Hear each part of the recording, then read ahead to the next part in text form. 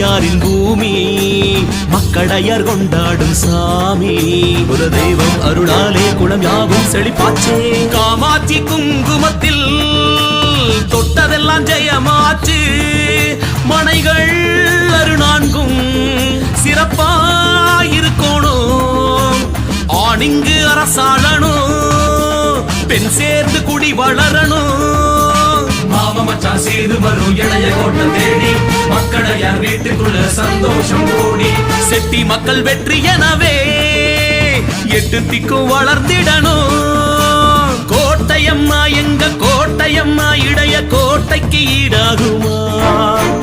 கண்ணியம்மா சப்த கண்ணியம்மா, எங்க தெய்வத்தை போல் யாரம்மா?